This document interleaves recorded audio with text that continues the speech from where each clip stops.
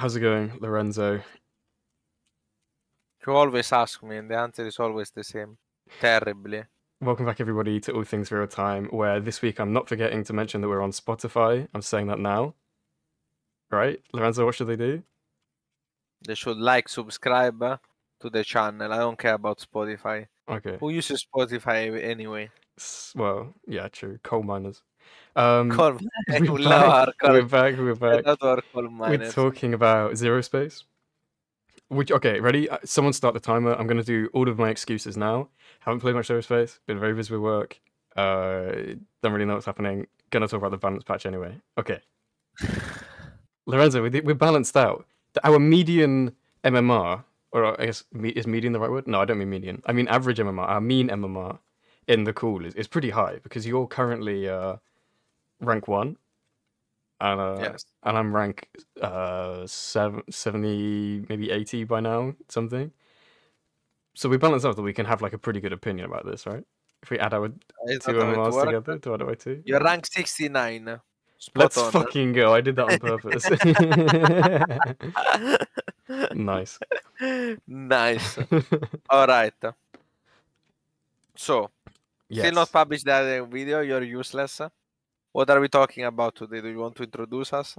Yeah, there's patches, not just balance. I did say the balance patch, but it's not just balance. There's also like bug fixes and that sort of thing. Quality of life changes. We've imported them all into the famous technology.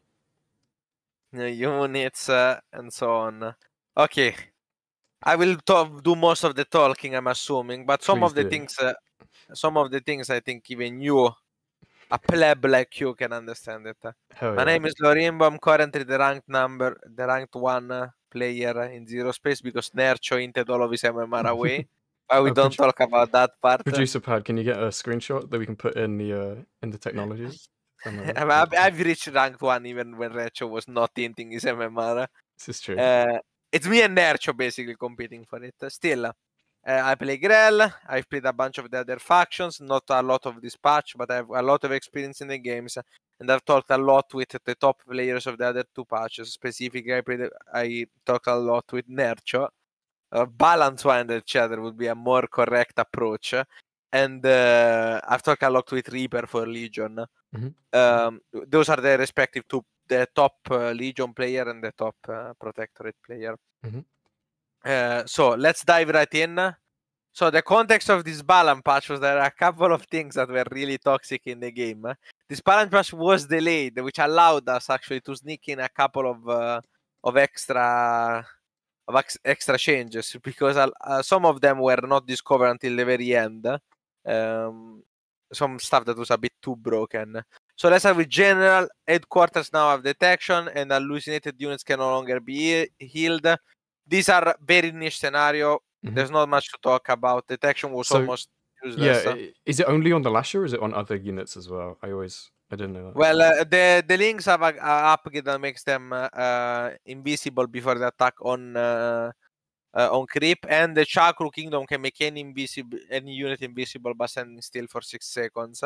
There's a talent that does that, but invisibility is not that great. Like the thing with invisibility in StarCraft is that your unit cannot attack it, right?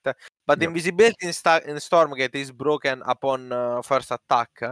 So it's so you can just imagine, like, if any DT attacked one of your probes, it would immediately become visible. So then it's not so much of a problem. Whereas, like, in StarCraft, obviously, it can just keep killing probes and just, murder a whole mineral line. And if you don't have detection, you can't do anything about it.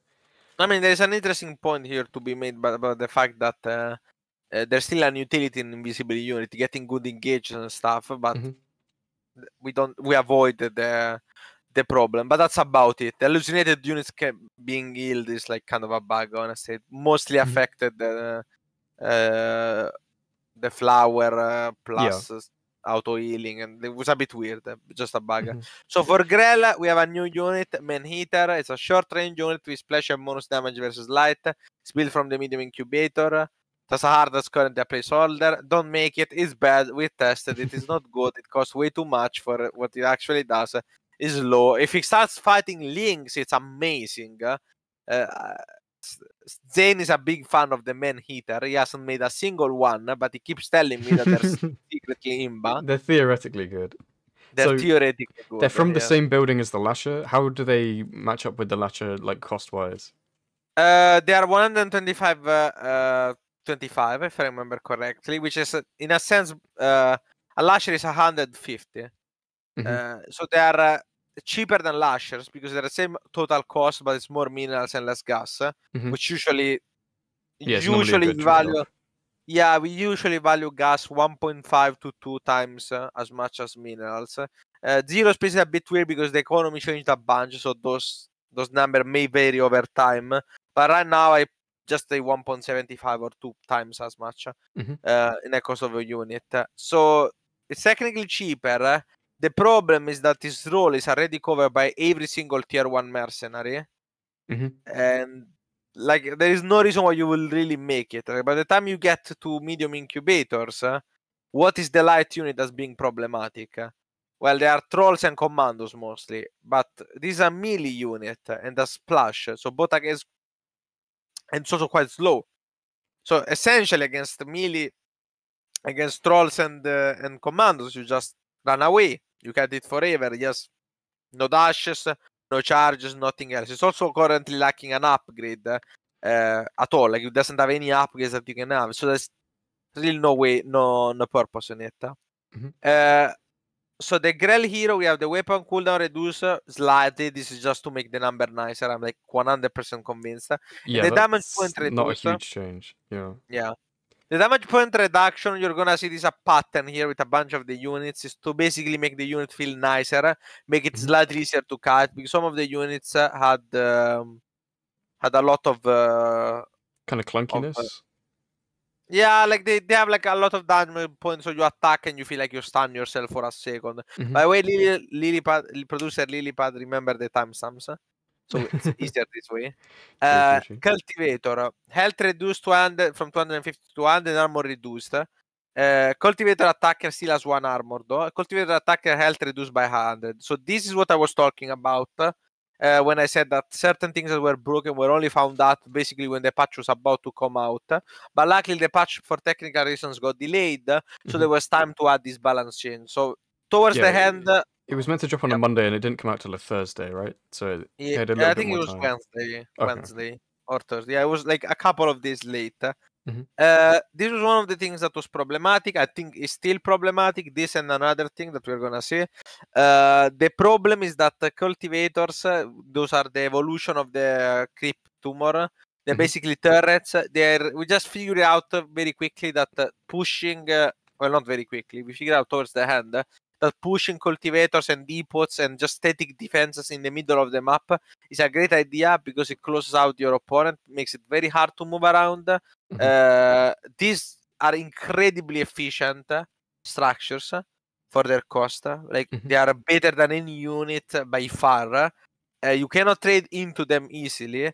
They have pretty good range, pretty good damage, very high resistance, and they also split fire. So with the Grell cultivators, I think they're really strong, but there is an argument to be made that at least you can deny them before you get to the middle. But with stuff like the depot, you could just proxy it from the very start, and it gives you like a lot of map control from really early in the game. Yeah, it also makes it impossible for you to actually contest the tower. That's the biggest problem. True. So basically, right now, every single game against Protectorate, especially Protectorate versus Grell, is a rush to whoever can contest the middle tower the fastest by getting it. It's not like it's not only a lot of value, but just getting that position is critical because in the center of the map, this I'm talking about maps with 3 towers. Maps with 2 towers are much nicer in that sense because usually they're made in a way that you depot 1 tower and I cultivator the other one. And the 2 balance out. This is of course a problem when you consider the Legion because Legion doesn't have static defense that they can build. So in that matchup, there is definitely a problem there. Even though I think like there are a bunch of things that you can do as Legion. You still have the turrets which have some advantages. For example, they're instant and they don't cost any money, so you can proxy them very easily. But definitely, like they cannot do this creeping forward thing. At least they are like not they doing tend it. to place them aggressively, like while they're attacking with other units, right? But they're Yeah, not like exactly. setting it and forgetting it. The I thing is think that I'm not convinced that it's actually unplayable, because I played a game against a bunch of people. I remember a game against Astra in which you just camped a high ground and spammed 20 turrets there. And it was the high ground was on a tower, like it was high ground facing a tower, and that felt very hard to engage too. And I felt like you could take the tower. It was like exactly the same experience, right?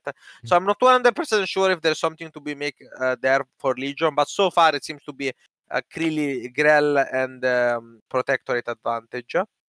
And this is why it was nerfed. So you're gonna see a very similar nerf to Depot, to the evolution of the Depot rather. Right. So flowers no longer sun structures. This is just was a weird thing that the flowers did. The flower is one of the two ultimate ability of the Grell.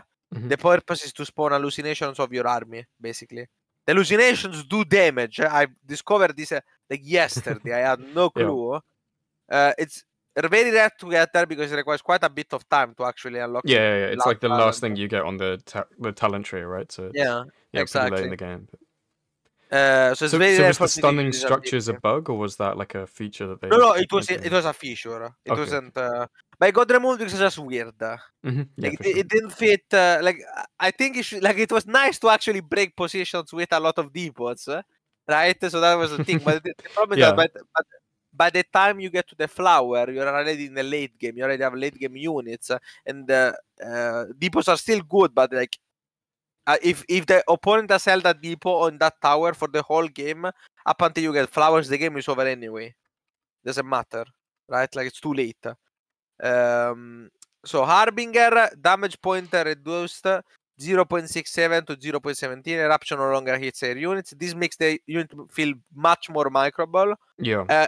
The Harbinger is we still might need to shit. explain damage point because it's come up a couple times. I imagine it will keep coming Yeah. up. The idea of damage point is, so long as it's the same in StarCraft, I guess, is Yeah. the time after which you can move and the auto attack will still count, right?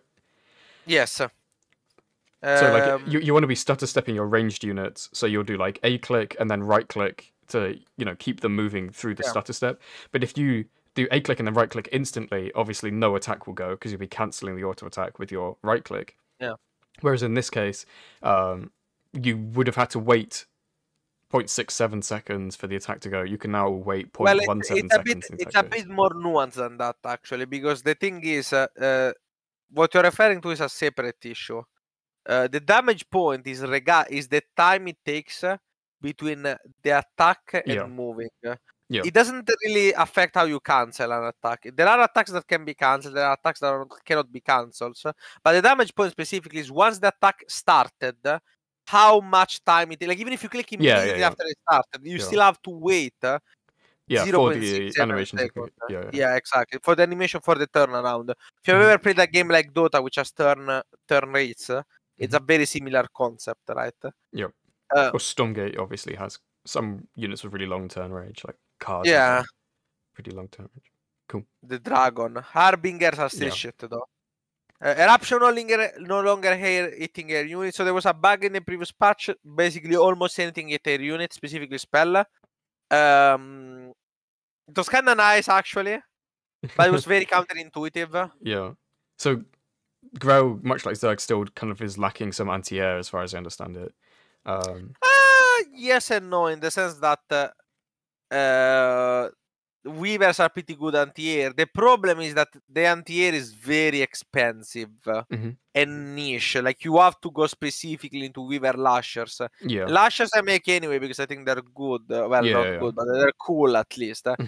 Weavers are also very good, but they're all very gas expensive, right? So it's a bit dependent. The actual problem was, I think, the fact that in this game, at least design-wise, like it was stated that air units were supposed to have a more support kind of role, right? Yeah. But in this patch, we have seen some air units like the Randy Mercs or the what's it called, or the Protectorate Gunship. That were actually, pretty strong actually. And they were getting value not only from flying around and like obviously having all of the advantages that air units have, such as a RAS, sniping targets, etc. But also straight up having good stats. Yeah. Right? Okay. So moving on, Lasher. Speed increase from 450 to 475. Fast leg speed reduce from 30 to 25. Corrosive shots damage bonus versus heavy increase 25 to 30. So this is straight up a buff. Don't be fooled. The idea is, well, you have two different buffs. You have a speed buff, so by default they are quicker, and the fast leg speed now is the same basically. So if you get the speed upgrade, they have the same speed as before, but they're just faster by default, and they get less by the upgrade. So you get more value before the upgrade, and then the same amount of value after the upgrade.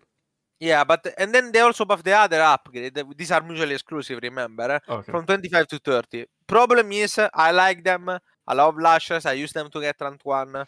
I still think they are not the greatest DPS ever. They do very little damage, they attack very fast, but they get bodied by armor so hard. And their bonus versus heavy kinda conflicts with their fast attack speed, right? Because the idea is, well, if you have a fast attack speed, you're gonna be more affected by armor, right? But the heavy targets always have armor. So it's a bit weird. Like it's a bit of an identity. It's a weird idea. If they kept the DPS the same, but made it so that it attacks half as fast with double the damage, I think they will be way better. Yeah, and give it kind of a more tailored role to fighting like heavier later game. Yeah, exactly. Yeah, exactly. Right now they're basically generic DPS like Hydras. Yeah, they are not very good at their job. They're basically outmatched by any mercenary DPS. Yeah. And so that's kind of the problem. I like them though. They're a cool unit. They have invisibility to do ambushes and stuff. Yeah, so that's quite cool. At least on paper, they're a unit that's really cool, but it's unfortunately just a bit understated right now. Medium incubator cost reduced from 150 to 125.50. It's a buff, but it's like 25 less minerals. Like, 25 less gas will be huge. 25 less minerals is like whatever. It's a buff, but I don't know why this is here, honestly. I don't know what difference it makes. River. Okay, now there's a lot to talk about here. Okay. So I like what we need to do some explaining. So far, the Harbinger is basically the Ravager. The Lasher is basically a Hydra. The Reaver is basically the Ultralisk, right? Yeah, but it's a good Ultralisk. Yeah, okay. 1 second. Yeah. I had to sneeze. Okay, bless you. Didn't want the whole world to hear the sneeze. Someone get annoyed. So, okay. What was the problem? So, by the way, some of these changes were suggested by me, specifically. I made the Reaver. No, what do I mean by that? So, the problem with the Reaver was the whole Grell race, and even after the patch, by the way, this is still true, revolves around the Reaver. Basically, your race is shit until you get to Reavers. Well, not shit, but definitely weaker than the other two. Yeah, you have kind of power spikes when you hit like key upgrades, but then your power quickly fades, and you need the late game Reavers. The Reavers were very problematic, specifically against Legion. They're still problematic against Legion. So the problem is, by default, a Reaver has 2 armor. With the upgrade, you would get 2 more armor and 30% extra health, but the armor was the problematic element, which put it to 4 armor. With the upgrade and the infuse, you will get a 3,400 HP beast with 4 armor. Trolls do 6 damage, I think, 5 or 6 damage. So effectively, they do 1 or 2 damage to a unit that has 3,500 health. Okay? Yeah. Because of the way Legion is shaped, they didn't really have a good way of dealing with it. They had stuff like lightning, which was very toxic, because you couldn't be dodged or controlled. There was no skill expression whatsoever in that. But they didn't, and they still don't, in my opinion, have a really good anti-heavy roll. So reducing the armor by 1 goes from 4 to 3 means that most units like the trolls deal slightly better with them. You still shouldn't go trolls against them. You should probably use the hero abilities, like the toxic shot and stuff really helps with killing them. But this was a step in the right direction, I think. I really like what they did with the other two things. Charge cast time reduce, charge cast range increase, and charge speed increase. All of these are really cool. Basically, the river as a charge. It's cool, but it's something. This makes it slightly cooler if you actually set up combos and stuff, because before it was very hard. It was still a good ability, don't get me wrong, because you will use it to get on top of everything else. So all of your enemy unit. Yeah, it's mostly helpful because the Reaver is quite a large kind of ultra roll unit, and getting it in front of all of your other units is quite important, right? And a charge is really helpful for like breaking from the back line and getting stuck behind all of your lashers to getting to the front and getting on top of all of their units. Especially since it's melee, it needs to be there to do damage, right? So it's kind of like not the main source of a lot of your damage, but it's good utility, is what you're saying. Yeah, absolutely. So it takes 1620 troll shots to kill an infused river, says Scarlet. I mean, that's a take. My cam is going to disappear for 1 second. 1 second. Oof, it's disappeared. Are you coming back, or is that it forever now? I'm back. He's so back. I had to fix something that I noticed. So yeah, it basically is the 8 armor ultra for anyone that experienced that patch. I propose doing this. I think this is not enough in the well. It's more than enough to fix the river, but it fixes the river as a general unit, like in Grell versus Grell and Grell versus Prot. But Legion still currently lacks a way to deal with it. Now, that being said, if Legion gets a way to deal with it, it's impossible to win against Legion, because they already have the best mid game by far of any faction. And they also have a better late game. They have a better early game. This might change depending on certain texts that Boss and I are discussing. So my opinions may vary on that. But the problem was we are a bit worried about also Legion being very easy to play. The easier race to play. It's very hard to judge. They still feel too strong. I wish that some of the power was in units like the Lasher or maybe the Ling, right? Like having a bit more spread out power compared to just having the River being so powerful. Root Colony attacker damage reduce is just the turret I was discussing before. Seedling speed on grass increase, sight range reduced, includes flying seedlings. Well, the sight range reduce is just to make scouting a bit more nuance. Before it was slightly too big, it was very easy to scout everything. It's still very easy. It's like just the seedling of the Grell builders, right? Yeah. So the speed on grass is very nice. The speed on grass is very nice because very often you would, because of the way you do seedlings, very often you would have like seedlings everywhere. So to build something, you would non-stop lose your seedling would be on the fucking opposite side of the map and take 40 seconds before you actually build what you want to build. So it was very, very annoying. It's sort of the Bob problem from Stormgate, where like you'd send a Bob to build something and it would take a million years for it together, I guess. Yeah, exactly. But this was even worse because like you do this constantly, right? So this is just a nice it doesn't actually buff anything in the sense that the seedling spawn rate is still the same. Because someone told me that it's buffed creep spread. It doesn't buff creep. The rate of creep spread, especially when you're actually doing it properly, is exactly the same, right? The only thing that this makes is that it makes spreading creep slightly easier because the seedlings actually move slightly quicker. That's the change. I like this change. People have complained about it, but I like it. It doesn't affect me at all because I was already using all of my seedlings on cooldown.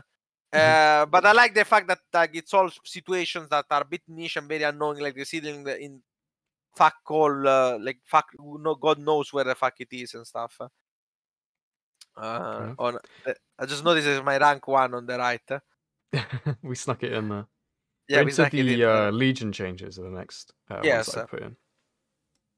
So this is, I think, the most controversial ones. We're gonna see why. Inquisitor's charge energy cost reduced from 15 to 14. Attack leash range increased from 225 to 300. The charge energy cost is just a slight buff. It's very small, so it doesn't really matter. The attack leash range, I'm not even sure. I think it's a nerf, actually. People have complained that Inquisitor now tries to suicide a lot more, tries to attack random stuff a lot more. So I don't know why they did that. It was really not necessary. But I'm sure there was like some kind of reason, but I'm not clued into it. Maybe that one will go Performance. back down, I guess.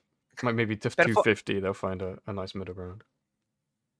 Even if it was at 250, I think it was fine. But yeah, we'll see what happens. Performance enhancer talent move speed reduce 20% from 16%. So the problem with this, and this is Mera also had this problem, and they did the same thing, was that there were a couple of heroes, specifically Inquisitors and Mera, that would just rush you down. They would always win the 1v1. They were melee. They were designed to be tougher and stronger hit. And the idea was that, well, a ranged hero can always kite, right? So mobility, etc. But in actuality, half of the time, the thing will just run you down. Yep. If you met this hero, you didn't have your brain to immediately get the fuck away. You were just dead. Your hero will die in the early game. Yeah. Now, Inquisitor was not that bad. And the buff is very small. Yeah, the nerf is very small. Mira was terrible, especially because you could kill buildings really quickly too. Yeah. This was also a problem specifically for this because this was a talent that you would get. Yeah. This nerf is not so much aimed at like early game Inquisitors, but more a late game Inquisitor in which she would go in, tank a bunch, do a bit of damage, and dash out. It was impossible to focus fire. And she would also regenerate constantly health, and like it was a recyclable tank, very annoying to deal with. In general, Legion heroes are pretty hard to snipe, and so this helps a bit with that. The troll range got slightly buffed. The build time got reduced from 24 to 22. This is a bigger buff than it looks, because you produce 2 at a time, right? So this is a buff of 1/12, which is what, 10% more or less, a bit less. It would be like 7.5%. Yeah, 7.5%. But it's still like somewhat good buff. This is to compensate for other things that were happening. That we'll see later, specifically the loss of lightning. Armor troll, so upgrade damage bonus versus light reduce. I don't think this was necessary actually. This was suggested by Reaper. At the start of the patch, we thought that it might be too strong. So Reaper suggested 100% to 60%. But we later found out that going for the upgrade was bait anyway. Because the other one was better. And so this is probably... This could probably be reverted. Put back, and then people might pick the this upgrade over the other one again. Yeah, I mean, the problem was it was just a bit... It was kind of oppressive before I figured out, like, Grell people, and specifically I figured out how to play against it. You could do, like, mass armor troll all-ins, or just even not all-ins, just pushes. They were really hard to stop because they did so much damage to everything light. And this would hit then, I guess, a point in the game where you only really have lings, and then these absolutely shred them. I mean, this got solved by the fact that with the new heroes plus the shades or any other tier 1 mercenaries, none of them are light. So you can kite them around. You can have something that's not light. It's pretty good, especially as Grell. You can infuse them. You can use cultivators and nourishing pods. So there is a way more counterplay than previously thought. But at the start, we were playing like last patch, just moving armies against each other on lower economy. And this upgrade was really good in that situation. On higher economy, it's not so good. We eventually moved out to higher economy. We figured out how to defend Orleans and just play a lot of bases very early on. So this is the reason for it. The Rhino, now this is yeah, the Rhino got a massive number of changes. They already got reverted, don't worry. Took 1 day for this to get reverted. Less than 24 hours actually. So it's quicker with more range, slightly less health, builds faster, sees further. Slightly smaller, which I guess is actually good because it's melee, right? It's always good, yeah, it's melee. Yeah, that's true. Parting model size reduced by 15%. Life regeneration increased from 0 to 1. This is very inconsequential. Knockback sword is low upgrade and supply reduced. So the knockback was the problem. The swap to the slow upgrade. So the problem with this was the Rhino does a lot of burst damage, and the slow was incredibly long. So what you will do is that you will get like 2 rhinos at the start, and then if your enemy opponent, if your opponent zero gets touched by the rhino, it's dead. Yeah. Because of the slow plus the burst damage. Mm-hmm. You can run it down immediately, and it's over. And it lets all your other units catch I don't without think having this to was invest actually OP. hugely. I don't think this was actually OP at the high level, but it was not OP in the fact that if a good player should, in theory, always blink away in time. Mm-hmm. And this was also pretty annoying because it had a lot of extra damage to structures too, which made it pretty good to snipe buildings. I actually lost a game against a not so good player called Melee Mao. She's really nice. I dislike calling her so not so good, but she's lower rated. Let's use the word lower rated, right? And in that game, I played terribly. But one of the things that was really influential for it was that I did a mistake at the start. I blinked too late. Actually, no, I missed my blink. Like I misclicked my blink. She had a rhino. The rhino hit me. My hero is dead. I cannot do anything. Mm-hmm. And the It's game can very just punishing, snowball after especially at the that. lower. Yeah, and then at the lower link, it was also incredibly punishing, right? Because the lower links are not so good, and this felt like an auto win very often. Do you think this These has lines were, some kind of relevance for the dog slow upgrade in Stormgate and how you think yeah, that might affect things? yeah, it was. Well, that also ruined the Legion versus Legion turned into 1-2-3 Rax Rhino versus 1-2-3 Rax Rhino. Like dog versus dog. So this upgrade was like hugely problematic. It ruined Legion versus Legion, and then it was like strong cheese in the other matchups. They do a lot of damage to buildings. They did, because that got removed. I don't know what's going on. I hear sounds, but yeah. And that's why it got changed, because the previous runner were considered to be too weak and almost borderline useless, which is true. So the Dreadnought got a slight buff. Turret cost reduced 150 to 125. Beam range reduced 1300 to 1200. Beam turret bonus range reduced. Beam based DPS damage increase. So the general idea was that this thing was clunky. It still is clunky, but now it's slightly less clunky. It had a lot of range, which was annoying to deal with. It was flying. And the other thing was that certain things about the Dreadnought wanted you to get close, like the bombing under it, and this encouraged playing from far away, right? Because it has a huge range. So it was also like not great for what's it called? Thematically speaking. The beam DPS change is mostly to make the DPS more evenly spread amongst all target. As in, before it was very good against heavy and kinda shit against everything else. Now it's a bit slightly less good against heavy and better overall, right?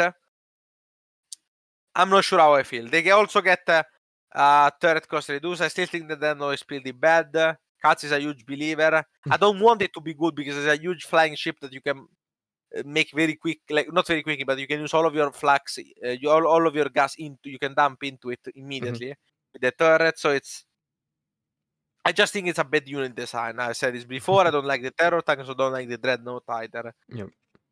But at the moment, just for folks at home that might not know, these are the only kind of late game options for Legion, and kind of therefore like they're quite important to how the race as a whole plays. I guess the only other option is like the Emperor, which is, as far as I understand it, like in the Giga late game, and it's pretty widely panned, right? People don't really like it. Yeah, it's not. I mean, it's a design choice.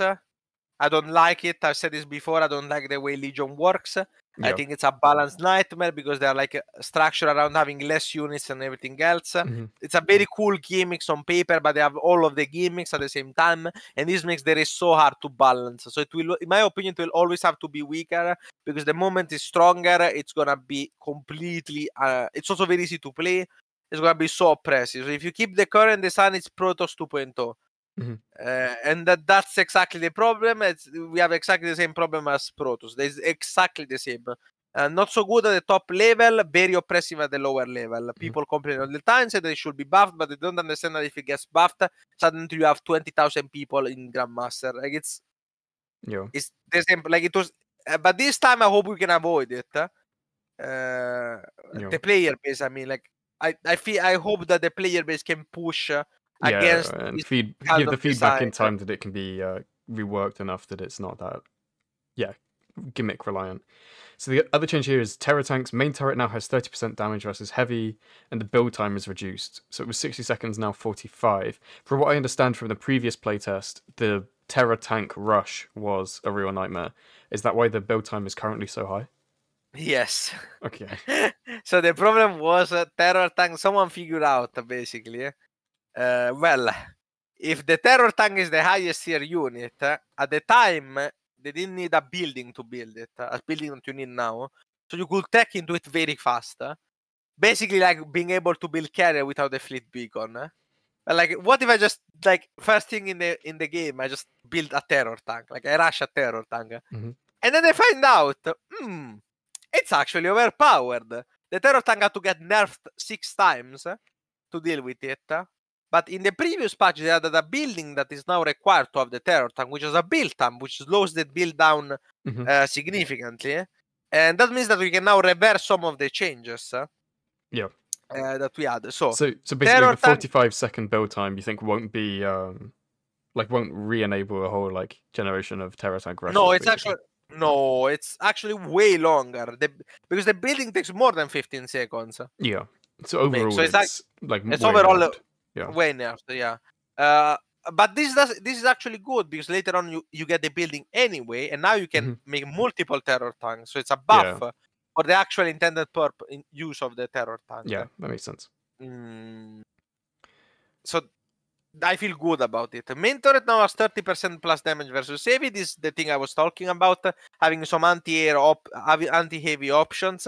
Legion players are still gonna bitch and whine about it forever, but probably needs some more help. Definitely right now Legion feels that like Reavers are still very hard to kill. Almost impossible. Which kind of makes sense because it's the race that has like many small units dealing little damage, and that will tend to be really hard to kill. Yeah, but I also understand that it can be feel very frustrating when I just assemble Exodia, which is 5 Reavers, and then I just start charging them, and your units do negative damage. So I definitely understand how that can become problematic. But this change. This is kind of how Stormgate felt when your gaunts were hitting lances, maybe, and you're just getting absolutely run down by like melee units that take no damage to your units. Yeah. Like I'm sympathetic. Yeah, for sure. It's I'm sympathetic to the cause, but like you always have to be a bit careful with this thing, as I said before. I like one thing that I like about the Zerospace. Elaser said this is that they don't usually kill stuff unless it's very problematic. Like if something is too weak, they buff it a little. If something is too strong, they nerf it a little, but they do it way more often. And compared to StarCraft or other games where you had a patch every 10 months, and then the patches were like completely brutal, right? Just change some things so heavy that it would triple the gas cost of the gun, for example, which is completely deserved, by the way, to be clear. But yeah, that's true. Onto Galavax is the next changes for me. No, Troll, we have the charge shot cooldown decrease 15 seconds to 10 seconds. I think this is the thing that doubles the range. It's quite niche. It's completely useless. Shaw was proposing to put it to 3 seconds, which I don't know how I feel about it. I always worry with these things. Did you ever play League of Legends when old Evelyn was in? Did you ever play Evelyn before the changes? And like you just got RSI from spamming Q over and over and over again. It was like it was so pointless. It should have just been autocast at that point. Yeah, I worry when you start to see like very, very small numbers that were just getting a whole new generation of kids RSI. I'm not sure, but this is supposed to be passive, so it's a passive, so you don't have to spam it. It doesn't affect that. So Galavax, Lightning Up get replaced with Lightning Spear. So let's talk about this. Okay. This is probably for the folks at home the thing that I hear you mold about. Maybe not the most, but it's up there, top 5 quite easily. Yeah. Lightning was the most frustrating thing ever. That's it. It was the most frustrating mechanic of Zerospace. I hated this with a passion. I think it was one of the worst design decisions of all time. It was basically duct tape holding the race together. I hope we can buff the race in a way that's not on Lightning. Okay. So what did Lightning do? Lightning had the following effect. Around Galavax, every time a troll dies, Galavax strikes with a lightning a random enemy, dealing 60 damage. This has no cooldown, and the enemy strike is random. It's not actually random. It starts from the top right and then goes counterclockwise. So like this. Like this. This is how it checks. So it starts from the northeast corner of Galavax, and then it checks counterclockwise. In and a the radius first around the hero, right? Yeah, in a Okay. radius around the hero. And the first thing that it hits gets hit by the lightning. First off, this was problematic as fuck because depending on the spawn, you either always hit the backline or always hit the front line. Mm-hmm. Because, for example, because of the like isometric camera view of the game, right? Yeah, okay. Yeah, so for example, if you spawn bottom left, right, your Galavax is here, for example, and your enemy is coming from this direction, then suddenly you always hit the front line. Mm-hmm. Right, but on the other hand, very often, on the other thing, because the units tend to be more spread out, when you are from the top side, you will very often hit the back line from the opposite side. So this was... I think that makes sense, yeah. I mean, I experienced it. I'm fairly sure about it. Yeah, I'm just saying, I think your explanation, I think, is making sense. So because of the fact that it wasn't actually random. The second thing was, and this is the most problematic thing, there is no counterplay to this. You cannot play around it. It's just passive every time the but this means that you will basically use a charge or use a combo, and your reward for getting a combo on a lot of trolls is just that your army gets wiped out. That's it. So you kill trolls and your army disappears. So you're like, how the fuck was I supposed to play against it? It's not like I can not kill trolls because they still shoot. Right? It's terrible. Imagine if the Bailing, every time it died, just started doing damage to a random marine. And you couldn't prevent it in any way, shape, or form. One of the most toxic things I've ever seen. Also, the thing that was holding Legion together was an incredibly strong upgrade. The new one is basically the Sacrificial Spear is an ability that can be used to slow down an enemy and doing a bunch of damage, or you can use it on your own troll to sacrifice it and get an effigy that heals in a 300 health in an area. Yeah, it's like a little AoE totem healing thing, right? Yes, exactly. Those are pretty strong in my opinion. I hate that one of the reasons that they're strong is that they're quite hard to focus fire and kill them. Oh, and they also dropped mine. Yes, that also got changed. So killing trolls basically was hell. Every time you killed, you would actually lose more than you gained. It was terrible, terrifying. No counterplay whatsoever because there's nothing you can do to prevent the lightning. Like there is no. This is the thing that was very problematic in my opinion. Was not that the mechanic itself. The only way to stop it is to not kill any of their units, which is not really a solution to any problem. Exactly. Or to like play like stuff that completely outrange the lightning, like trash, which encourage campy gameplay, which was even worse. So absolutely, I'm very glad to see it coming. The new one basically it's a new upgrade that buffs the Sacrificial Spear. I think this is not great, honestly. I've played against Scarlet playing this. She was doing it quite effectively, but it was nowhere near as powerful as lightning. So now we have a different lightning, quote unquote. More sacrifice upgrade replaced with lightning rod. So what does this mean? Now it means the sacrificial site is the effigy totem that we were talking about before. So what it means that now is that if you have this upgrade, not only does the totem heal, but it has still the lightning effect. So if something gets killed inside the totem, it deals 60 damage to a nearby enemy. And the reason why this is way better than lightning is because I can actually snipe the totem. Yeah. but also it's a set location that you can now avoid or choose to fight near. Yes. Whereas before, if it was a hero that was it's melee hero, so it was gonna like run you down and chase you. No, it's not melee hero. It Okay, was Galavax. It was the range hero. okay. In Uh, any case, it can chase after you and reposition so that it's always going to be a problem versus a hero on the ground that you can like, oh, I can disengage, I can run Yeah. away from this.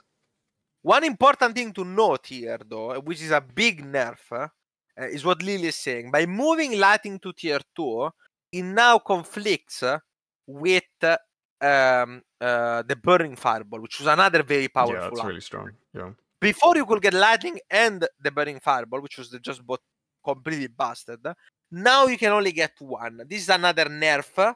I'm honestly glad for this because I thought both of them were really annoying to play against. I think in general, Legion, the sign, as I said many times, is incredibly annoying. I don't like it. But yeah, it is what it is. They killed it. They killed the dream. Do you not think that this is like balance aside? Do you not think this is quite a nice move, a nice solution, in that now two kind of equally powerful things are now at the same kind of tier on the skill tree at least? It's a bit hard to discuss in the sense that it's an excellent solution to part of the annoyance, but it doesn't actually solve the underlying problem, which is the gimmickiness of the race. Yeah. Right? And like, I feel like every change that we do, that I keep saying we, but that they do, I'm not on the balancing. To be clear, before like we start some conspiracy about the Grell Balance Council. I heard this one before. Every change that they do that does not address the underlying problem, in my opinion, just further and further solidifies the identity of the race as the gimmick, right? So, as I said, we're still in time to not make this Protoss 2.0. Please, let's not have Protoss 2.0, okay? Please. So I also have to get the bitchy Protoss players moving you and then also complaining about the race not performing well at the top level, you know? So like I don't want to feel that ever again. You don't like Charge Slot Archon Immortal? Yeah, what do you mean? It's the most skilled comp. Anyway, Rat. So this was another very annoying talent. This is a good change because it reduced some of the gimmick. The idea was that every 3 supply that you lost, you will drop a mine. The mines are quite powerful. They slow down and they disable. No, I think they only slow down these ones. I was thinking of something else. They only slow down. But the slow lasts for quite a long time. The damage is decent and it's quite a big slow.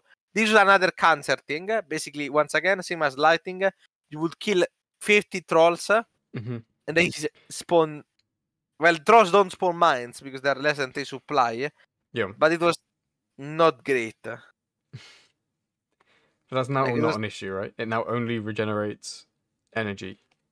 Yes. Now what it does is that this talent regenerates energy on nearby units instead of dropping mines. I don't like this either. The problem with this, not because it's overpowered, but because it makes the identity of the Legion even more of sacrifice. Well, that's the identity, right? Sacrifice trolls for the heroes. Yeah. And the heroes gets infinite energy and keeps casting spell while the trolls die. It's a choice, a design choice. Thematically, it's super cool to have a race themed around sacrifice, but gameplay-wise, as I said, this makes it more and more gimmick because it feels like as a Grell, I only have like 3 targets that I want to snipe, which are the 3 heroes, and you as like everything, the rest of your army is just cannon fodder. Yeah. So it says nearby units. Are there actually units that have energy more than the heroes? Okay.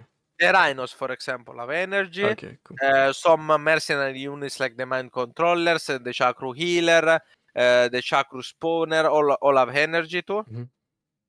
So actually is more impactful than just giving, I guess, 9 energy on death. Yeah. So and it also includes infantry mercenaries as well, who also kind of give energy.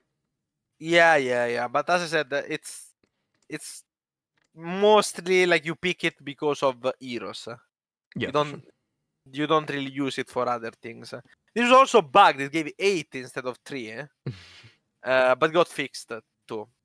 So moving on. Yeah, Protectorate Changes. Oh god. here we go again. Okay, let's talk about this. First change, Mera. So the Mera change reflects Inquisitress. They actually buffed some things, specifically the charge armor direction increased a bit. The damage point got reduced, so it's a little easier to kite. And the passive mass stack increased. So the way Mera works is that she gets stacks by attacking and by charging through things. And the stacks gave armor and movement speed. So the problematic thing was that it gave way too much movement speed and it could stack attacking buildings. So she would like start hitting your CC 10 times and then she would have like 300,000 lines of coke and just run you down. Basically, she would just run your hero down. There was nothing you could do. And she had a very high armor too, so you couldn't even out-trade her. But with the reduction to the movement speed stack and the fact that it doesn't stack attacking building, now they actually have to hit you to be quick. And this makes a huge difference because it means that as long as you kite and you don't get hit, she doesn't get any speed. The charge gives some speed and some armor, yes, but at least there is like some more counterplay compared to just hitting a rock. Because you do also work on rock, by the way, or rocks. So you could like run to the middle of the map, charge it on destructible rocks, and then run the opponent down because you're mega charged up off of that. And exactly. There's no counterplay to that, right? It's not like you can race there and kill the rocks before. Well, it was even stronger before the previous patch, before this league, which already got nerfed. Lucifer is very sad about this change. Lost a bunch of MMR, refuses to change his strategy. Oh well. The Mera rushing is over, thank God. B-map got changed. I don't like this change, I will say it right now. It got changed to single target only, flat 2.5 seconds cooldown, improved B-map the reduction reduced from 50 to 25%, and no longer can target adversary. So the idea is basically the recall. It's really similar to Protoss recall in StarCraft 2, I guess. Well, not anymore, because now you can only do single target. Yeah, now so the idea is that now you use it like a blink. But for a blink, 2.5 seconds cooldown is way too long. The delay is still pretty big, and you cannot save harvester. It just feels weaker, which is not necessarily a bad thing, because Protectorate is very strong, in my opinion. But it definitely is a nerf compared to the previous version. Especially the fact that you don't get out of jail free card anymore. You can just recall your alarm. So I was going to say, like, previously people would recall like basically marine equivalents, right? They would recall basically everything, whereas now, if like, is it really worth it to recall one marine every 2.5 seconds? Like, you probably still do it because it saves you some units, but it's not saving an entire army, I guess. The thing is that you can still do it in a 10 like, it's like you can do it, it still costs you energy. So there is some skill expression, but it's not like 2.5 seconds cooldown is pretty big. So you cannot use it as a blink or get anymore. Like it was, but it is true that the previous version, like they're right, the balance team. The previous version of B-map was overly complicated and didn't fit the role of saving individual units, since the cooldown was added in this alpha. The flat cooldown should solve the issue of consistently recalling all armies when out of position. So this is right. This solves that problem. If I understand right, the way it used to work is you would use it, and that would start, like, the window would open, and then you could recall as many units as you could in that time, and then it would go on cooldown, and you couldn't do any more recalls until it was back off. It was 120 seconds cooldown, and the window time was 10 seconds. So you will use the ability, you have 10 seconds to target as much as you can. Of course, you still pay energy for them. And then you will just go on cooldown, you had to wait 110 seconds before using it again. It wasn't great either, but this version I've seen been complaining that doesn't feel great. Elite infantry talent move speed reduced from 20 to 16%. Enhanced plotting talent health decreased from 15 to 12%. These two respectively nerf Bastions, Mass Bastion, and the mech, just the mech style in general, which was very annoying because it was almost impossible to kill. And also, the talent was almost a free pick because nothing else in tier 1 was good, especially after the B-map got nerfed. So these are slight nerfed, obviously. 3%, 4%, they're not incredible. Yeah, they shouldn't be kind of game breaking. Yeah. Those are like the kind of thing that you don't really feel like, oh my god, this is unplayable. But over time, you notice it, like, oh wow, my win rate improved. It feels slightly easier to play against Protectorate now. I don't get run down as much anymore, and so on and so forth.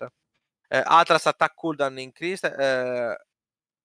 So this from 0.5 to 0.6. This is just to reduce their DPS a bit. They were a bit overtuned. Disruptor slow upgrade reduced 30% to 20%. This is a nice change, but in my opinion is not enough.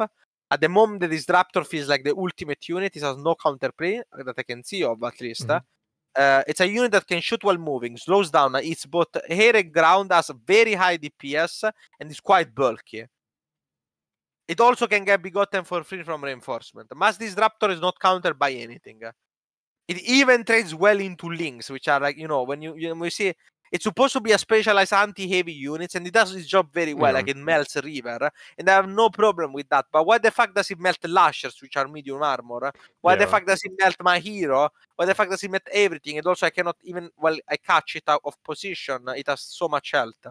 Yeah. Especially because of the talent, right? Kind of similar then, I guess, to the StarCraft Cyclone, where it was like meant to be countering Stalkers and I guess Immortals, but it ended up being like completely fine against Lings when the lock-on had 0 cooldown. Yes, the slow upgrades are very good, Lily.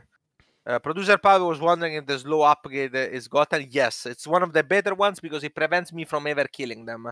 Once they get the slow, specifically you used to get flying mercs to try and deal them with them, but with the slow, they can shoot and they have incredible range too. So they outrange everything else while they're moving, and they slow it down so they can cut it forever without ever being damaged. Nercho was basically the #1 disruptor abuser, and the fact that they got nerfed really struck a chord with him, and now he's been balance winding.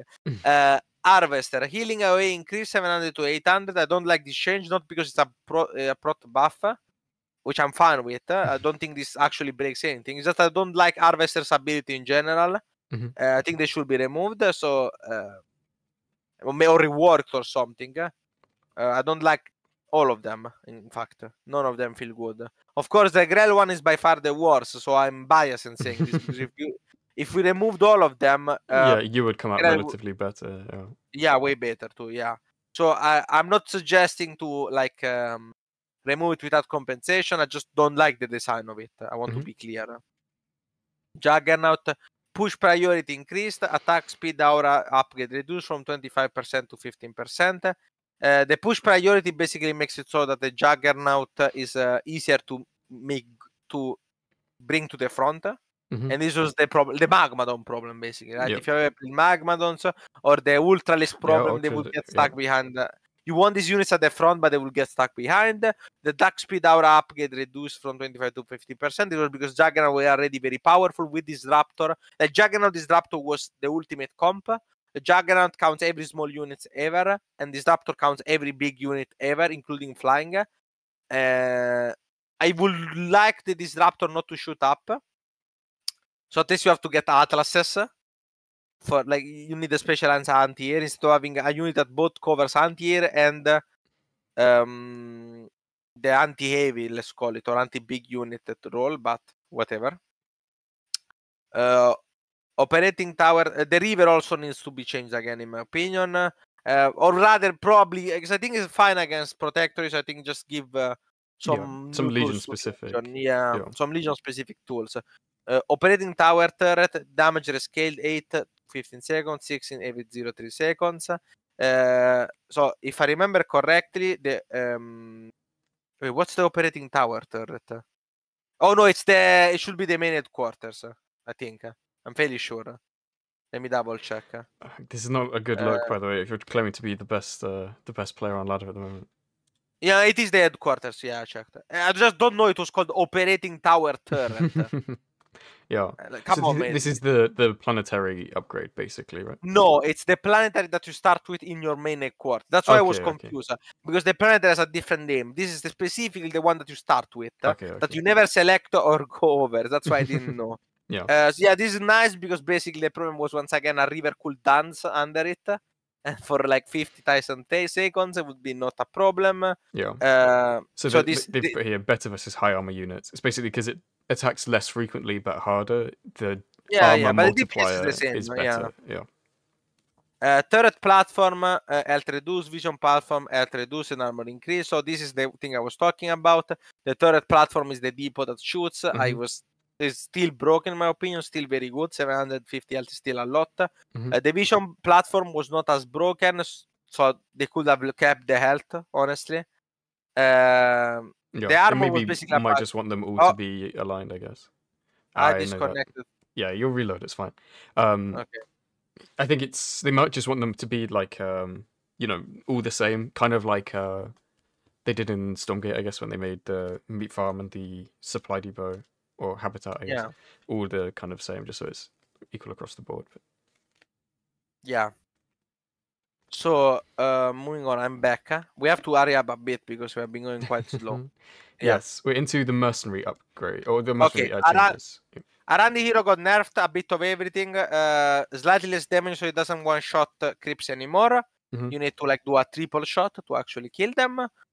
Singularity slow no longer stacks with itself. This is a bigger nerf than I thought. This actually makes it so that the slow is quite small compared to Tech Hero, for example, or other heroes that have slows, or the mines. Teleport cast time increase. This is just like and damage poison increase. These are just to make the hero feel slightly worse because before it was a bit too agile. Shale DPS reduced, damage reduced from 24 to 22. The shades had way too much DPS. Yeah, I'm This surprised this is the only fair. change. That feels quite minor. I thought the shades might get quite a big nerf, but it seems like they haven't really been touched that bad. And I think they're way more on par with other tier 1 units than you think they are. Like we were doing some calculations with boss before, like all the tier 1 units are more or less as good, except Dread Raiders. Those one are bad, but they also shoot while moving, so we don't want them to be as good as the other because otherwise they shoot while moving, right? Yeah, it gets out of hand. Phoenix Guard, these are the flying mercs, range reduced. I did not like this change. I understand why it was made, but I did not like it because basically the idea is that now you have to dive deeper to snipe targets. But as I mentioned before, it already felt very hard to snipe targets. Yeah.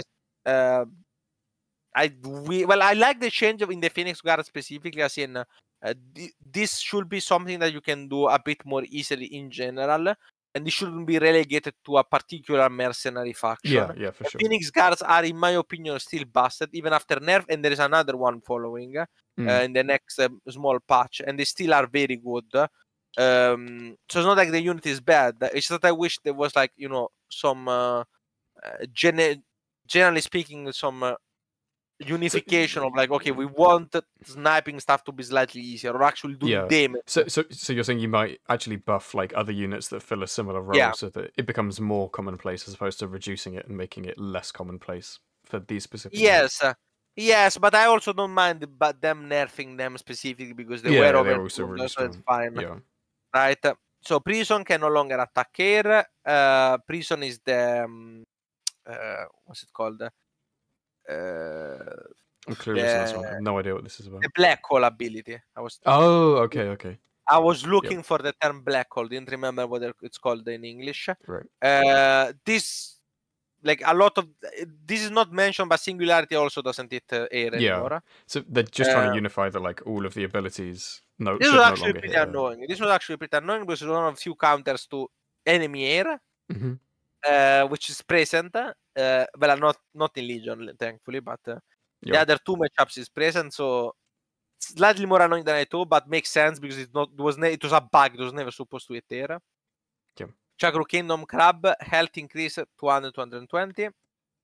Stealth talent replaced with 10% lifesteal to all units. I mean, it's a nice buff to the crab. The stealth talent got removed now. I shared misinformation before by saying that the stealth talent can still exist. I forgot it got removed. No one plays Chakra Kingdom. Might be hidden OP. That's what I was thinking. I know you played it a lot during the previous it was beta. Best in slot. Yeah, but you've switched now for a Randy in a big way, I think.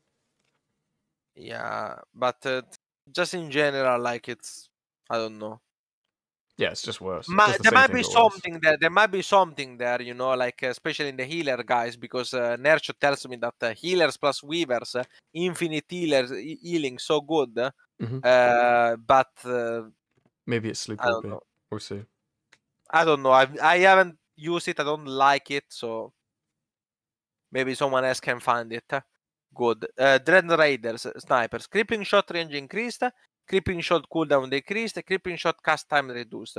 So the snipers were really strong in the previous patch, but the reason why they were very strong was specifically as a counter to Rageborns. Should the Chakru tier 1, right?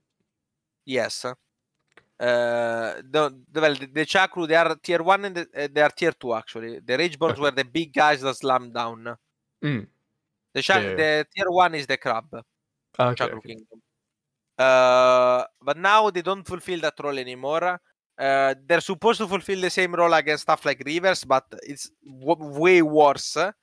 Because once you have Rivers out, you don't care about them getting stunned a bit if you get a charge out, right? So it's I like this buff. Dread Raiders was also in general pretty weak, so it makes complete sense for it to be buffed a bit. Valkaru construction speed bonus reduced from 20% to 15%. This was just too good. This is like such a good bonus compared to the others. In fact, you would pick Valkaru just for the bonus. It doesn't have a hero yet.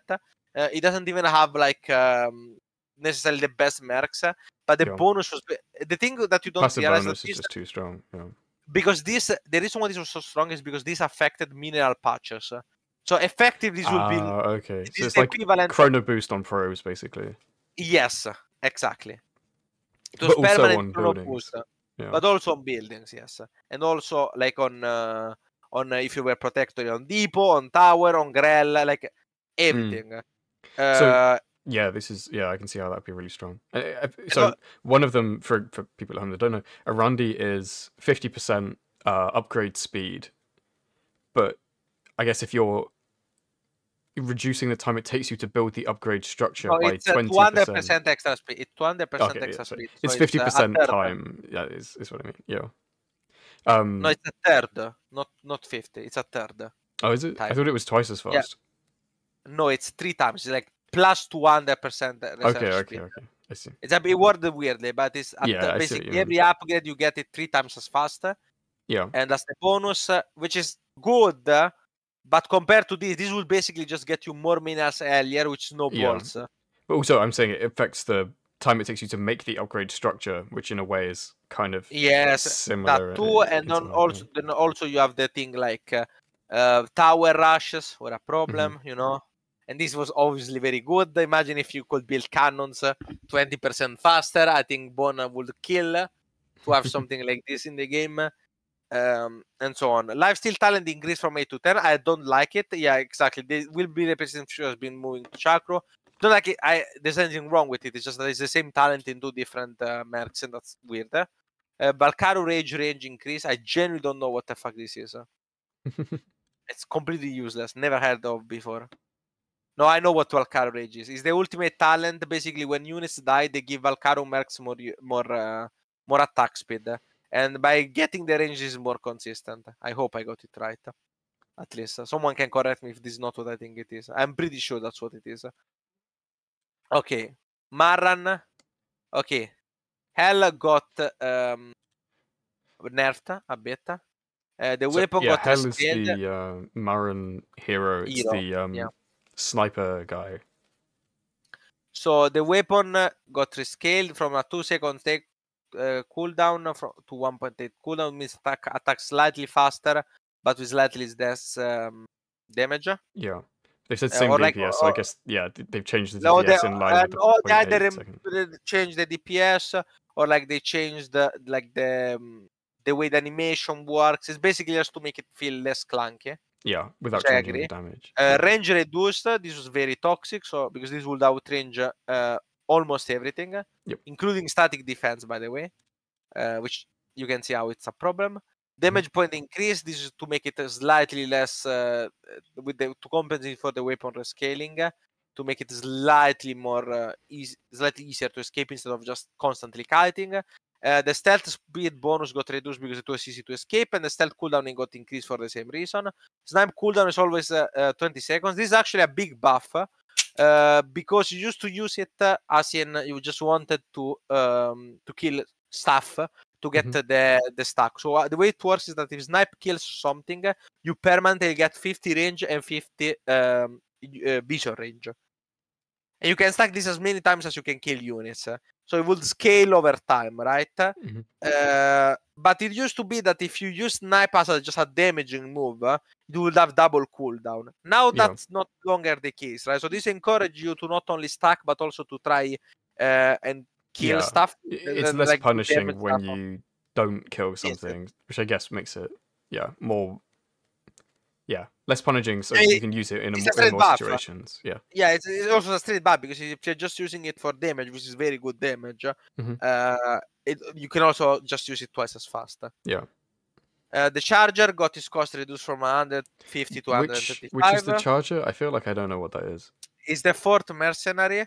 The idea is that basically the units around it that gets attacked gets shields automatically. Okay. The problem is that the hover tank added these two for some reason. So the hover tank was the charger, except it didn't cost any. Change. Yeah, it didn't cost any gas. You could get it immediately, and then I genuinely don't know what the hell happened, honestly. Shield generation removed, thank God. Now recharges shield self twice as fast as other units. This is kind of nice to kite around, but not like. You can kind of skirmish and take little fights, and it will just heal up quicker, like mutas do, I guess. Yeah, exactly. But this is like only out of fighting, like in longer engagements, it won't affect anything. Yeah, longer engagements, it doesn't change anything. We had a bunch of quality of life fixed. Are there any in here that are really important? Let me read them. Fix for many abilities hitting A that shouldn't have. I've already talked about it. This is the camera movement hotkeys can be reset. Didn't our good friend Sebesdes have this problem? Yeah, we have. I reported it. Yes. Fantastic. But it was not only. Yeah, of course. Problem. I think everything else is not. Probably. Oh yeah, the players can no longer build building in the same location. It's kind of annoying. It wasn't too annoying. I seen it didn't happen that often, but very often you will get two bases on top of each other. Like both you and your opponent will take a base. Hilariously, you could get the planetary to kill the other base. I don't know how that happens, but basically they will just build two bases in the same location, like on top of each other. Oh, I see. Could you both mine or no? Yes. Okay, fair enough. That seems okay. And the peaceful. Most important one that producer pad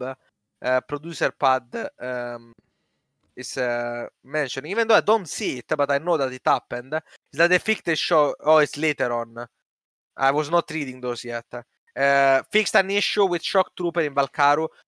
Splash dealing more damage than intended. It was intended to stop 50%, to do 50% of the weapon damage. It dealt 100, so exactly double.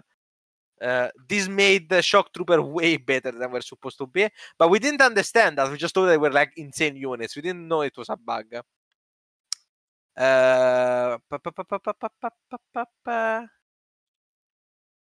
Let me. Hailing drones can no longer capture control towers. Those are also like pretty annoying. These are the most important things, I think. Everything else is like more or less just small bugs or like things that were not affecting the game too much. Yeah, the hell snap is not as big. Like it's the hell snap used to have like you could attack immediately after doing it, but it's like it was big, but it was not the problem with it. It's not that one. It's actually lower. You put in the wrong place. Right. It's supposed to be here. Fantastic. I moved it for you. Your star. So this was the first patch. This came out on the 3rd of April. Fourth, I think. Now US time. this is the hotfix. Yeah. So these ones are these are quality of life and patch and bug changes for race specific stuff, I guess. Yes, emergency. Yeah, okay. So generally the pretty exact on mining rate increase. I think this one was they just forgot it. Because this was not an emergency or anything like that. It didn't come up in the Yeah, it wasn't like super pressing. You might need to explain what this means though for people that don't know. Basically means like the way it works is that you never run out of resources, at least not of. Well, actually, the resources are infinite in the map. Specifically, gas is just infinite. You can mine it forever. And what it's called, bases that mine automatically. After a while, they deplete. When they deplete, they keep mining, but they mine at a reduced rate. So before there was 1.2 mineral per second per patch. A normal base has 4 patches. Now it's and go reduced to 20% of that, which will be a fifth of that will be 0.24 minerals per seconds per patch. Now it's up to 35%, which is around 0.4. 0.42, yeah. 0.42, yeah. Legion, Rhino, passive damage reduced from 40 to 30, damage reduced from 26 to 22, range increased, and passive slow is now locked behind the upgrades. This is to prevent... Rhinos are still strong, actually. Scarlet played them against me and showed me that they were surprisingly good. Way more than I thought. But I still think they're a bit on the weak side, especially after this. But this is was necessary because people were Rhino cheesing, and Legion versus Legion was all about Rhinos, and there was cancer. So then we have two changes that are these were because of the bug fix previously. So Gunship and Phoenix Guard health decreased by 25 each. The problem with us was we were used to having ability hit air units. So now that we removed that, we suddenly realized that these things were a bit too tanky. The Phoenix Guard is a bit bigger as a nerf, because you have to remember that this it's not only 25, but it's also, which is more in comparison. Like, yeah, it's a higher percentage of the total health. Yeah, but more specifically, this also nerfs Infuse. It's to 25. Yeah, I see. Yeah. So by Infuse, when and they're Phoenix Guard infused, the percentage that they increase by is also... Yeah, no, the the percentage percentage is is the same, 100%. but the total is less. Yeah. Yeah, but the total is 50 less now instead of 25. Right. And this is important because Phoenix Guards were very often infused. Yeah, they're really strong when they're infused. I mean, replay fixes I liked as a quality of life bug fixes. Rhino passive no longer works on structure. I don't actually think it's a quality of life. This was an insane nerf. Before, the Rhinos, especially with some energy regeneration, could actually kill structure fairly quickly, snap them, because it would basically hit them and do the burst damage, and then they would need to recharge the energy. Now it doesn't work. I don't know why they did it. This was a nerf. Galavax Storm no longer activates when attacking structure. This is a new upgrade that Galavax had. It would basically attack and create a storm on the spot where you attack. It's like just like StarCraft Storm. Yeah. Would it do damage to the structures as well? Like the one it was hitting? No, the problem... No, but the problem was that you don't want it while you're attacking structure, because it has 20 seconds cooldown, right? Right, I see. So it's proccing, and then when you actually went to fight, you'd already burned your storm, so you couldn't use it was shit. Like that felt bad. That was terrible. So I'm glad that they did it. That makes sense. Fixed Rat giving too much energy from 8 to 3, as it was supposed to do. The Inquisitor's HP upgrade apparently did not work properly. Didn't give the HP at all, which is insane to me. Yep. And don't know how no one noticed it. Yeah, they actually works now. Atlas no longer gives high ground vision. Once again, this was just like weird random stuff. And I think that's it. Oof, I've talked for an hour and a half. Hour and 18, to be exact. Yeah, good job. I'm surprised that's a feat for you. I'm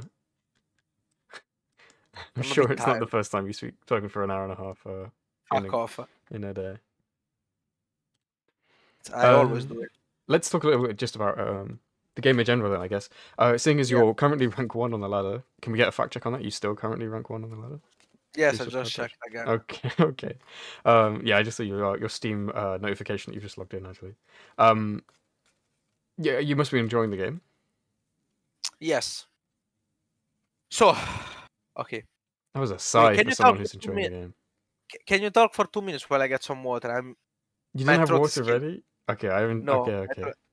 My throat is killing me. This is the most unprofessional podcast. No, this is perfect. I'll do the ad read.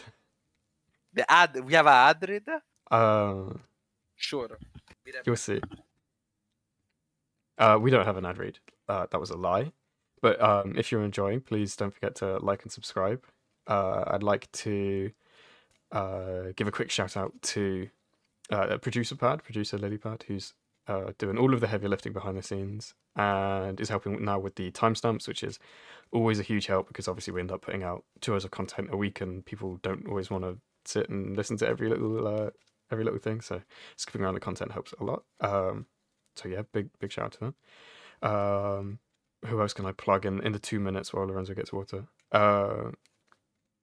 That's it from me, I think. Oh, I can mention Spotify again. I did it at the top of the hour, but yeah, Spotify is up for those who prefer their podcast like on the go. I am one of the, I guess, majority of people who don't pay for YouTube Premium, so if I lock my phone, the video turns off. So having it on Spotify, or I guess, you know, in my car when I'm driving, it's quite nice to have it behind the directions so I can listen to a podcast without having to watch a podcast.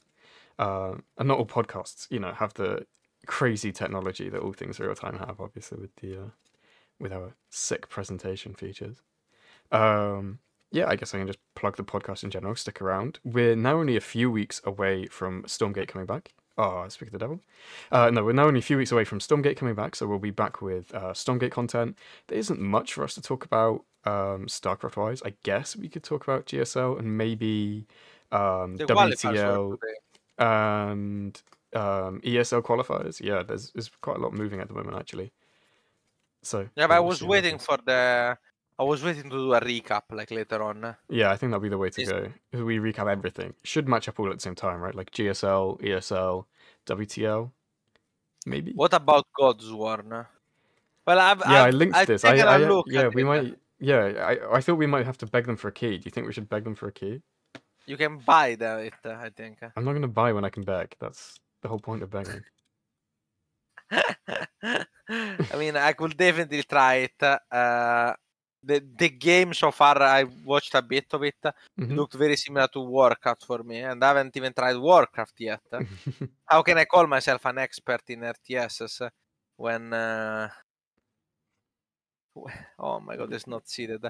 Anyway, how can I call myself an expert in RTS when? I can see you reading the sign up for the Zerospace tournament that's coming up.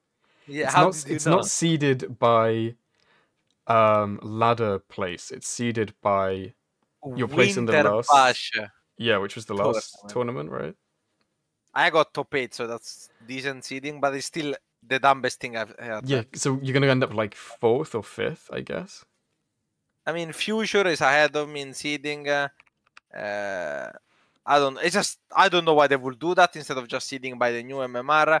I guess it's to account. I think there's for quite a lot of but people that haven't played that much. Like a laser is really good, but hasn't played that what much is on very this interesting is current that there are 16 sign-ups, and the top 16 player will qualify. patch. Okay, it might be worth me signing up and see if I can just sneak in there. True. Yeah, notable names missing from the sign up though is Bossa isn't signed up, right? Yeah, I mean, about this will get bigger. It will be interesting to see how this will work out. Actually, I have a feeling it will be a bit meme. This is But 3 yeah, p.m. my sure. time. I'm actually very busy at 3 p.m. my time, so I won't be playing this one. But I might play Oof. some more ladder, see if I can get to the top 32 on ladder and see if I can qualify that way. Yeah, but you need to stream for 16 hours, for 18 hours then. You know that, right? Easy. No sleep. Let's go. Zero sleep. Well, you can part just two. we can just play 2v2 together or something. Is the whole point not to stream 1v1 so that they can prove that you're not like boosting or cheating or something? No, the point is that you can stream whatever, but you don't want to stream 1v1 because it reveals your strategy, makes you hit MMR, Okay. like it's If you don't qualify through the tournament, you will also have to stream 16 or 12 more hours then, right? Yes. No, it's 5 p.m. my time. Wait, let me. It's 4 p.m. Your time. It says 3 p.m. our time. No, it's 5 p.m. Central European Summer time, weird. which Okay. is 4. Macherino, I think, might not have gotten the memo that it's daylight saving. Why are you on Macherino? Oh wait, no, I mean challenge. Sorry. No, it's not. It says check-in from 4 to 5. It's the check-in that's 3.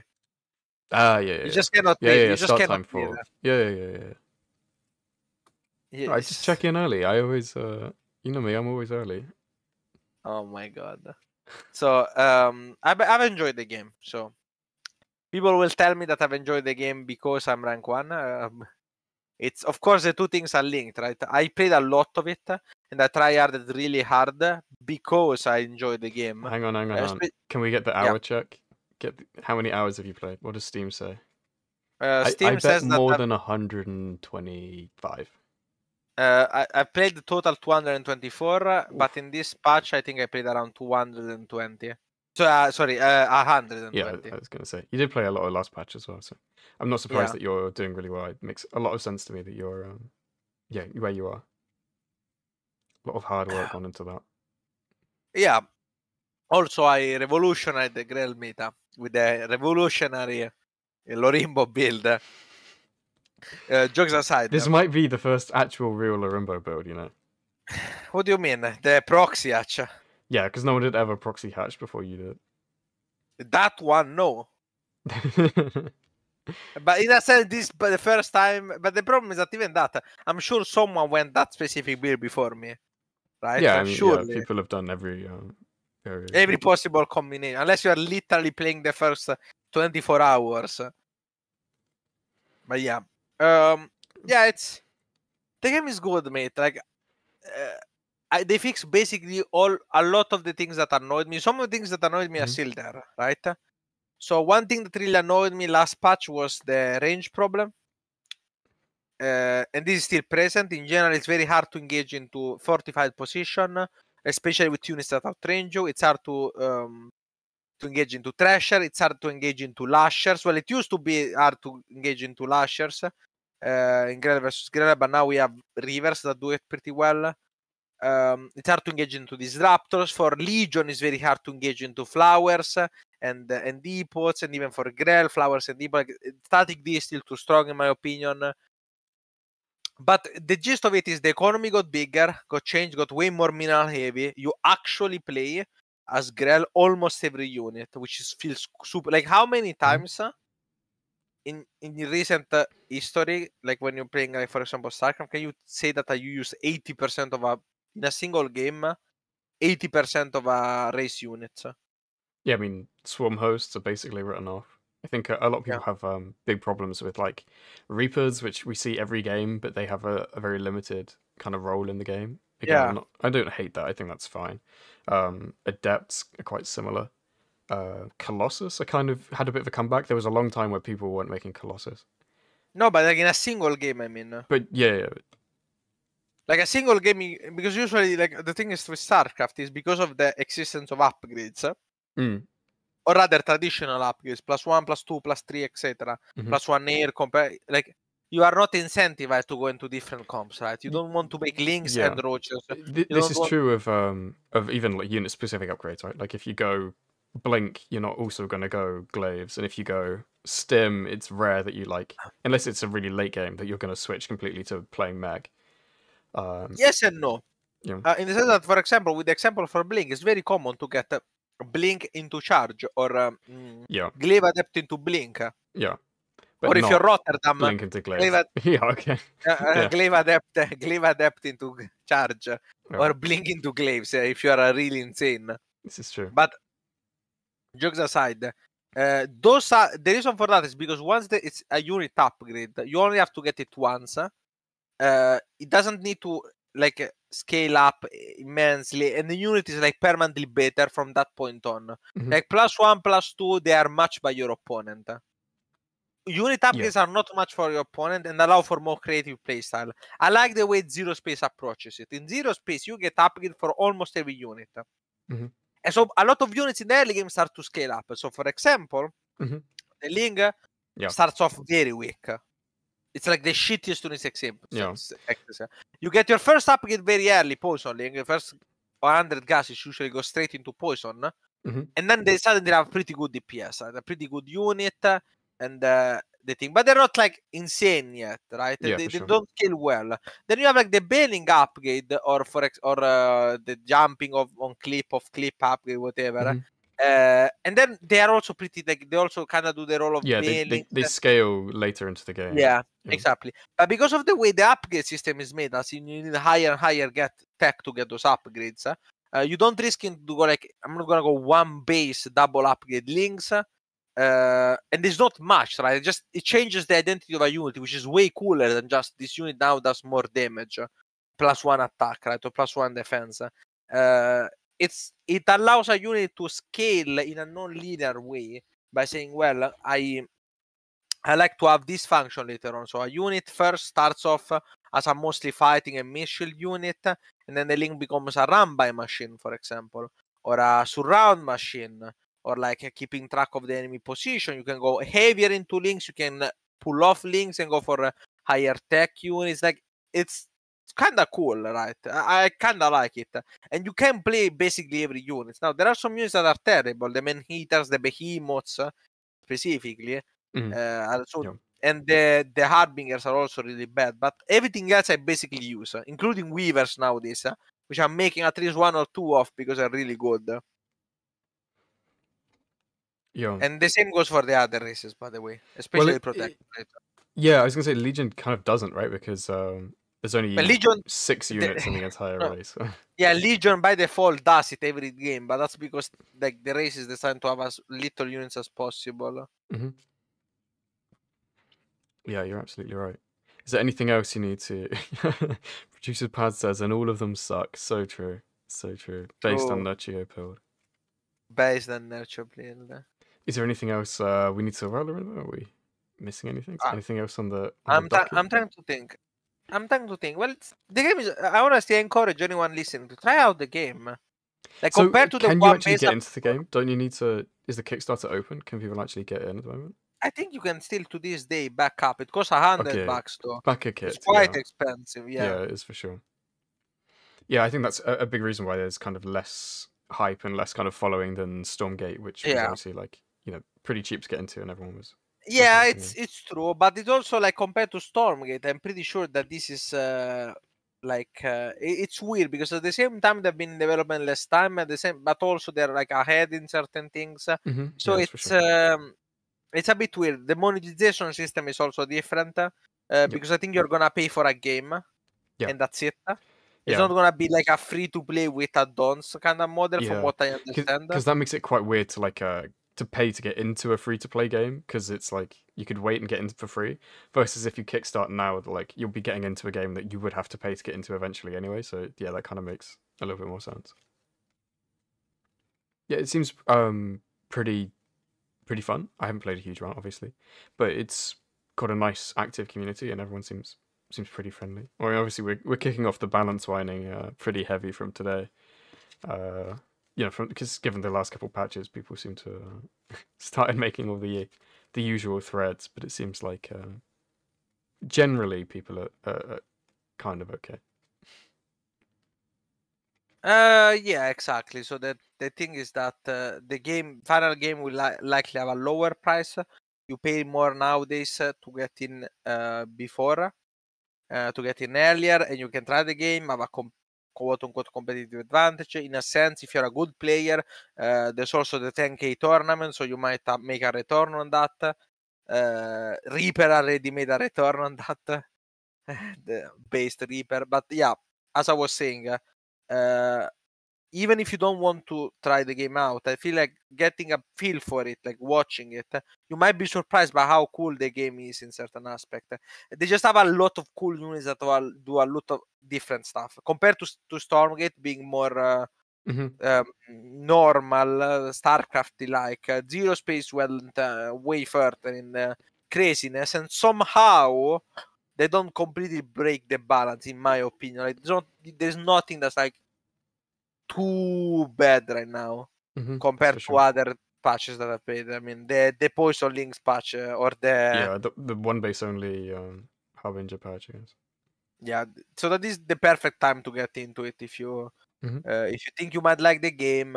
Now, as I mentioned just before, just like I mention every time for this kind of stuff, and as I should mention, like the StarCraft, the Reddits sometimes don't get. This is not StarCraft. It's a different game. It has different rules. Some things are different from StarCraft. It might not be for everyone, right? But I encourage you to watch some content, give it a try. There are a lot of content creators that are making content. I think there's a guy I want to shout him out because it's nice. Mr. Farman has a Zerospace channel now too. Cool caster. Will you be streaming the qualifiers this weekend? No, fuck no. I don't like streaming. You know that. I've said this many times. Streaming gives me anxiety and too much stress. So if you guys never see me stream, that's why. I love you, I promise, but I feel like streaming brings out the worst of me. I don't want to show people the worst of me, especially when it's just bad for my mental health. So I'll probably not do that. No, I think that's fair. We, have plans now for more YouTube content. I think we need to get you to backseat Yeah, me again. We'll see how high you can get me on ladder. if you actually play the game, maybe. Yeah, for sure. As soon as I get any time, I'll be there. True. That's gonna be it for this episode of All Things Real-Time. And I wish you best of luck in your games tomorrow, remember. Thank you. Hopefully, I will do well. You got this. Smash it. Yeah, as I already said now 15 minutes ago when you were getting water, don't forget to like and subscribe, follow us on Spotify.